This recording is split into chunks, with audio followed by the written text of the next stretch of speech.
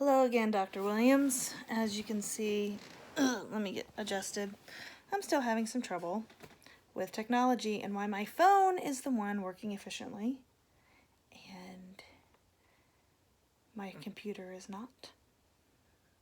I'm not happy. But I want to respond to discussion 2, week 5. I have most of it written here. I have read about Eric and his extreme lack of focus, I guess, as a junior in college. So as I look away, it's because I'm looking at my paper, which I will show you if it won't turn around, but anyways, but it's in front of me. So as I look around, I want to scroll up and answer the questions that you have given me as far as Eric's daily life of technology, which includes personal and educational, and also how I use it. Now, the only thing that's different is that Eric's a college student, and I worked with a lot of special needs students from grades 2nd through 4th grade. So some of the programs that we used may not be similar to what, or even remotely the same as, say, what Eric would be using as a junior in college. And then I have children that some of them are on grade level despite their disability. Some of them are autistic and completely brilliant. It's just the fact that in the social aspect, they have difficulties in a regular environment. And then there's some that, due to physical disabilities, because they cannot walk, that they need extra care. And then there are some that are in the low IQ range that attempt to reach grade level, but just are not at this time. I always believe that anybody is capable of anything as long as they put their mind to it and they try. There's some of my students that are rather close. It's just that they will be kind of behind their peers somewhat as they go through school and what they achieve in their education. So your first question was, what does Eric's day indicate about the use of technology in the lives of today's students? And I'm going to let you know, and I'm going to go based on my son and Eric. My son is an up-and-coming college freshman. And so going from a senior year to being a college freshman, technology is his life. His phone is in his hand all the time, whether it be academically, because he would do group projects just like Eric, personally, with Instagram, Facebook, texting, instant messaging, direct messaging on Instagram, whatever. He was either always communicating with a friend on a personal level or keeping in touch with friends for group projects at school.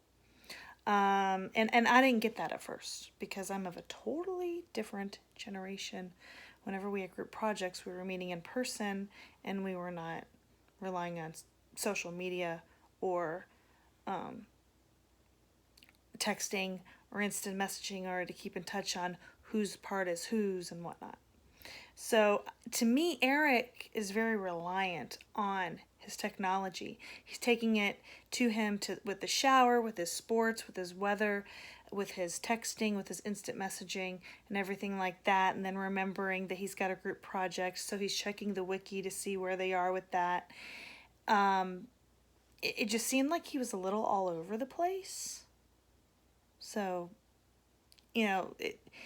especially when there was a thing he had to download that he was going to listen to while he met with his friends to do the project, kind of felt like he was getting a little behind in school or having problems keeping each thing organized and staying on top of a set schedule for each thing. But that's just my opinion.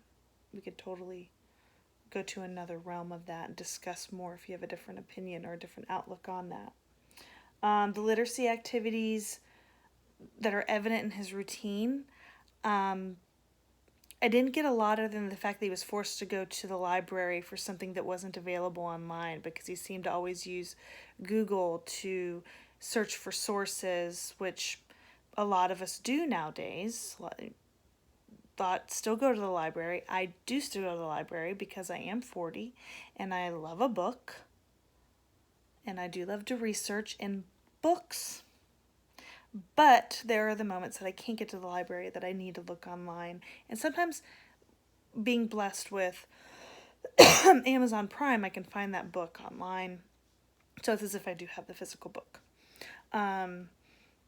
But it just seems like literacy wise, I mean, other than maybe reading a sports article, checking the weather, some of his research through different classes, I believe one said sociology, I don't think there's really a lot as far as literacy per se, but in his project and also having to go to the library because of a non-accessible piece of text online that he's got to get a physical book.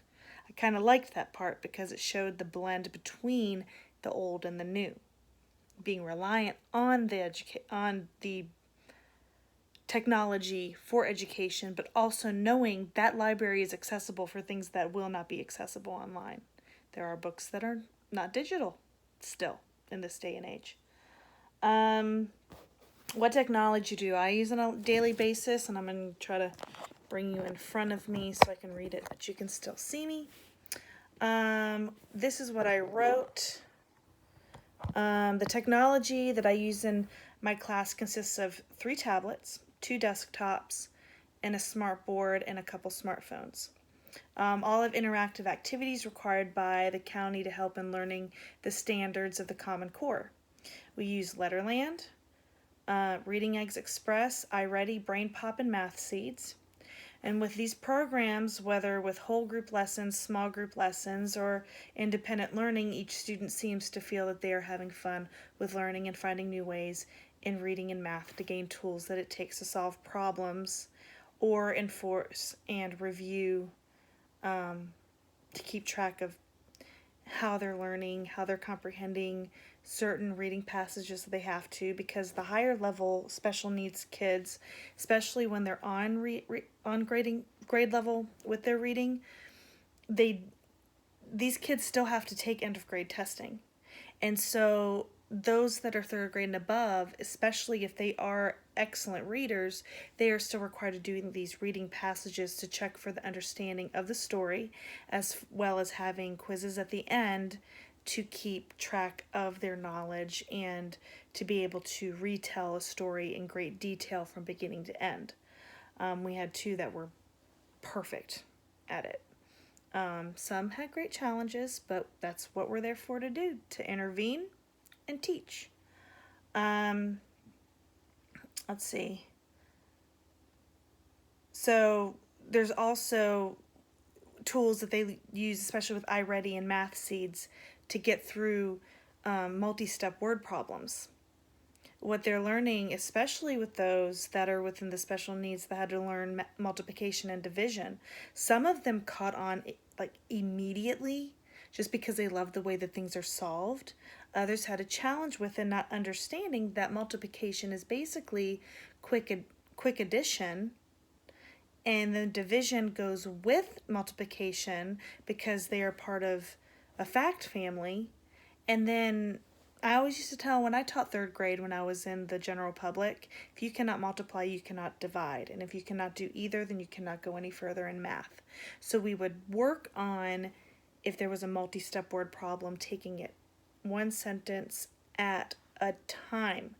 And this is where we would use the technology on the smartboard, but know the process to get to the product, because these kids are so used to instant gratification. This is what Eric had. He was able to look directly at his phone, see his text messages, his instant messages, look at his phone again in the shower, know what sports teams are doing amazing, look at it again, immediate gratification, know what's going to go on with the weather today, and then also immediate gratification, again, go into the wiki to see how his team's doing in the project. Which made me wonder, when I was reading about him, how involved is he in the project itself?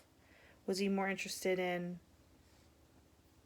seeing how they're doing because he's not really holding up his end of the deal, or if he had a specific duty within that group project, did he contribute enough to it?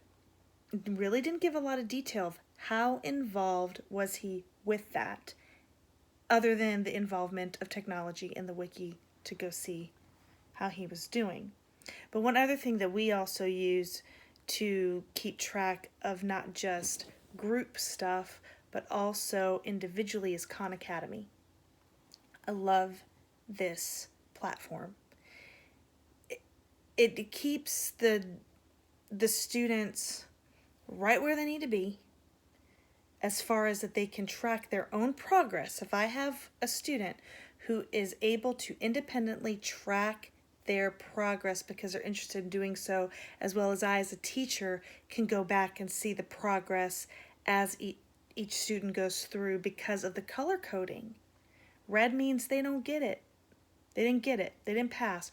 Yellow's in progress. They're figuring it out. Green, they've mastered it. We can move on. And it's simple, just like that. Another program that we use is M-Class with reading. Because see, Khan Academy has multiple subjects, as you probably know. M-Class, excuse my dogs, but M-Class is strictly reading. Everything from your word knowledge to how fluent you read to your comprehension in the reading itself.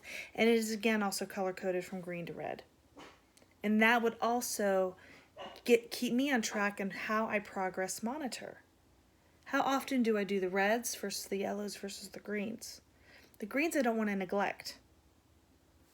The yellows, they're pretty much there. They're almost there. How often do I need to work with them? And my reds need major and extreme intervention. What kind of tools am I going to use to help them understand what they are reading, and how can they understand the words that, or put together the words that they're reading? How fluent can they read it, and how well can they remember what they're reading? And the great thing is with the written questions, they can refer back to the book. So it's also teaching that paper pencil mentality, getting away from the technology to go back to the book and look for the answer. Because online, you can just look it up, get your answer, and be done with it. But with this, it teaches you to go in the book, look for the answer. Take your time, the process, to get to the product. So keeping track of their own success, as well as I keeping track of their success. Am I used to technology compared to Eric? Not even close. Not even near what he does. My kids don't have cell phones yet. Well, my own kids, but my students did not have cell phones. They are not on social media. They're protected because they're special needs students. Although this next upcoming school year, I just gained a job as a 5th grade English teacher, so therefore those kids may be of a totally different realm. I'll have to let you know how that turns out. But my students of last year, no, they didn't know what wikis were. They don't use instant messaging. They don't have a Yahoo account that they can customize for their sports and weather. I may have one that he did at home. Just one. Only because he is very technologically intelligent, and so personally he might, but I can't guarantee. I can't verify that that's an actual fact. Just based on his intelligence, I could maybe. Let's see what else. I have to pick up my phone in order to scroll, because it decided that it wants to go back up to the top. What do I like and dislike about technology? What I like about technology is how quick you can find something, how it's right at your fingertips. I can go to Google and I can Google any subject on earth and get information about it. Now, how true it is depends on the website, depends on its credibility, because I know that if I cited something from Wikipedia, that would not be acceptable. The only time I really ever use that is to learn things about a celebrity, not to do research. But there's many great journals online. There's some great websites online. There's some great books online. Like I said, I have access to Amazon Prime and can find any book online, and some of them are accessible for free. So I also belong to Audible because with me, and I've expressed where I used to have a low comprehension level, if I see it and hear it at the same time, I am more likely going to remember it 10 times better than if I'm just reading it, because there's a lot of times I have to go back and read it again to make sure that I have full understanding of it. So that's what I love about technology. But that's the one thing that a lot of millennials need to understand, is that there needs to be a combination between paper and pencil learning, and that there's the process again to get to the product, but also that if you learn to use that sort of thing, because like you said, you're not really good at note taking. And I actually, even with my low comprehension, I think that I was all right at it because I knew that I had to take copious notes in order to remember everything that I read. So I was cognizant in it, I was aware of what I needed to know, and I was always there to explore and take the notes that I need to. Sorry, I have children that don't understand that I'm having to record myself of a paper that I need to get in to you. I am sorry. It was my daughter. I love her very much. But process to get to the product. I love technology with the information at my fingertips. But I do not like that it's making this generation of millennials lazy. I do not like that it's making them not want to wait to get the answer. I do not like the fact that they need to... Oh, what did I even say in here? I mean, with everything being at their fingertips, from using tablets, TV shows, and other technology to grab their attention, that's the problem. I come from a blackboard and chalk generation. Notebooks and taking notes. My teacher talking. Overhead projectors. That's what I'm used to. So I knew that I had to search for answers. I had to go to the library and get a book and look for my answers. I had to use books to learn how to write an MLA platform, an APA platform, a Chicago platform in college, and now I can go to Word and APA is laid out for me, Chicago's laid out for me, MLA's laid out for me, even though it's APA as we speak right now. But like, just all this stuff at your fingertips. And so in my mind, the old statement, if you can't beat them, join them. So really, our state pushes 21st century technology, and I don't think they're understanding that there needs to be a good blend of both. So we've got these students that are willing to look and wait for the answer instead of feeling that they can go boop, boop, boop, boop, boop, and there it is. Because one day, the grid's going to go, and so's this, and everything that's electronic is going to be lost. So I'm a big fan of paper trails. But also,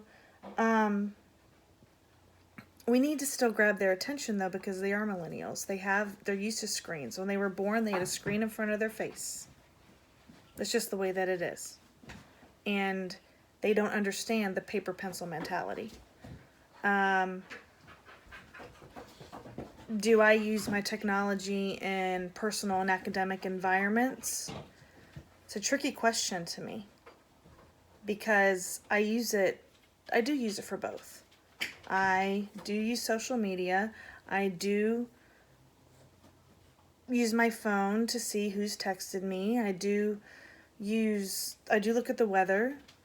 I read a lot. I use Audible on my phone. There's a lot of things that I use for pleasure, but I also use it for educational things, such as when I'm writing my lesson plans. I have my computer. Our phones are mini computers.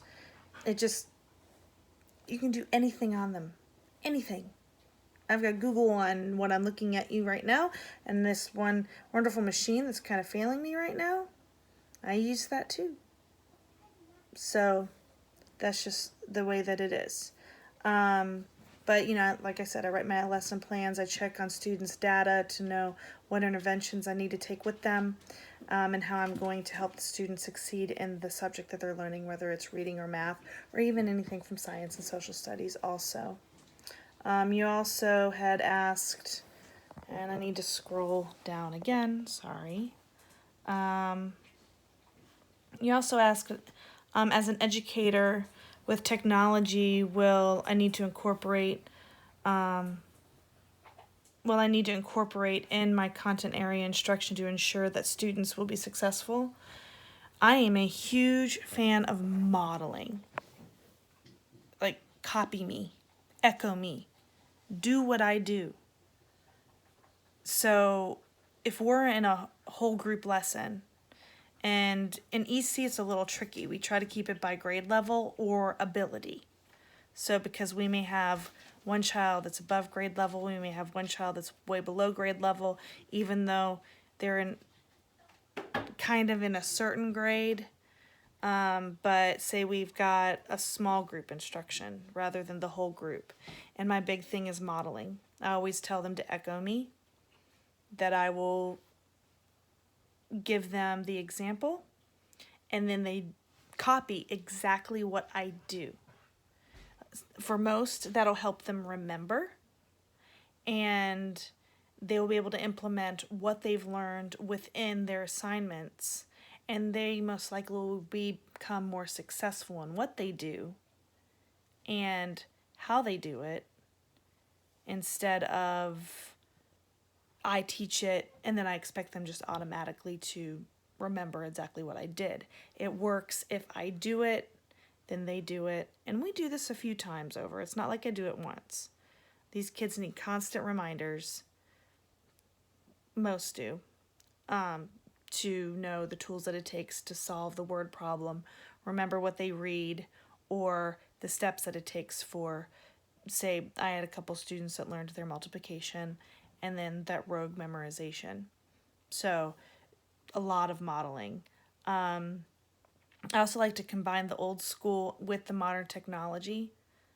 My smart board is my biggest thing because it's interactive. They can take that pen and they can get up there and they can solve problems or drag things where they need to be, or if we're doing vocabulary, they can drag the word to the definition, or if we have like just different fill in the blank type things, then it's easy for them to use that technology and know how they can take an old school paper pencil mentality and apply it to the smart board with its good little pen and that big old screen. So lots of modeling, lots of interaction, and also so the student can, or one of my students can understand that once they go through that process and get to the end where they find the answer, that everything becomes rewarding in the end because they've gained the knowledge that they need in order to succeed at that subject. So that's my discussion, and I'm sticking to it. So I hope videotaping, say hello to my cat, videotaping has definitely helped. I apologize for the technical difficulties, but this is stuff that I've had done, and I know I need to get it in, and everything was going great with part 1, and now with this, I had a challenge, I had it typed up, and I don't know what's going on, but we're going to figure it out and be in the middle of nowhere. I really don't have a coffee shop I can go to 2 minutes down the road, much less anywhere that has any free internet, or a library that's really accessible. It's a long story that I have to let you or tell to you because of being in farmland. So I hope that this was enough for you. Once everything starts cooperating, I'll still post it just so you can see that I did it. So, because I don't want to just sit here and tell you that I did, and then, I'm not that type of person. So slowly but surely getting there. We upgraded our internet yesterday. It seemed to be working pretty well, but I think it might be my Mac that I might need to take to the Apple Store. So, I hope you're having a happy 4th of July, and look for the next part very soon. Have a good one.